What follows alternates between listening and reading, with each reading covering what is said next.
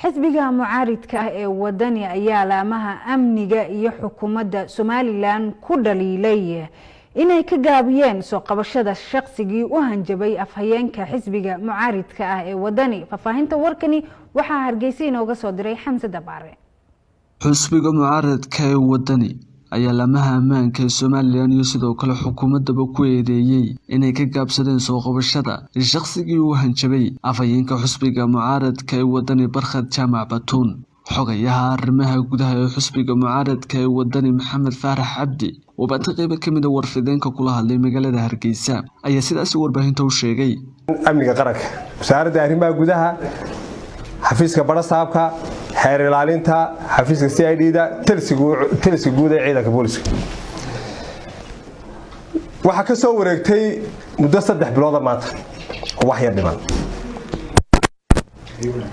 waxa lala yaabo runtii waxa uu gudbinaynay waxa ahayd in aan marno sifihii sharci ee qof ka cabanaya ama xisbiga cid ka cabanaya oo uga dacwan lahaa. dacwadaas waxa ahayd afeeka ayaa loo soo hanjabay waxa loogu soo hanjabay dil inuu yiraahdo waxaan kugu dilayaa magaalada Hargeysa. markaan CID-da geenay way naga qabteen waxa anaga baayo doonaynaa 3 bilood inta u dhaxaysa gudahood waxaan kala shaqeynay CID-du si ay ninka soo qaban lahayd marba heer bay marisay intii horeysay waxaan ku dadaalay sidii ninka loo aqoonsan lahaa.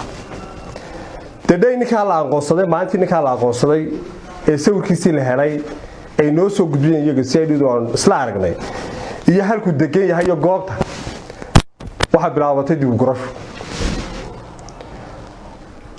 waxay dib u gurashadu ku bilaabatay goobta uu degan yahay cid uu noqday. waxa la yaabaa goorma ayay noqotay ay ka bilaabatay Somaliland mareexanimadii taliska siyad bar lagu yeedan jiray ilaa orjina ka soo mareexaano badisa lama garo.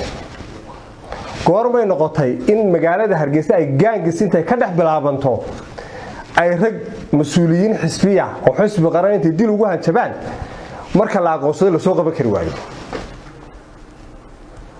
waa sumcad darro Somaliland maanta ku gadaalan waxana sii daraa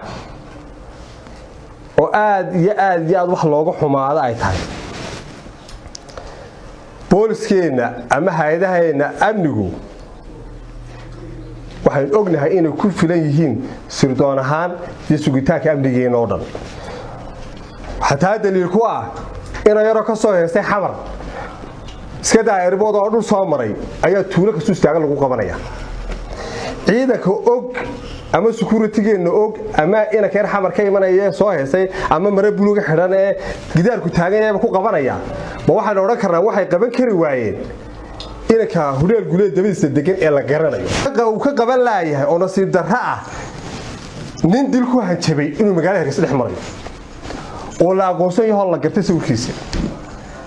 waxaan maanta sheegaynaa haddii ay sida ugu dhaqsiyaha badan in ka sharciga u horkeeni waayaan waxaan haynaa sawiradiisii waxaan haynaa halku ka soo jeedo ummadda ayaan la wadaagi doonaayo waan soo bandhigi doonaa. Xamse Dabaare, RTN TV.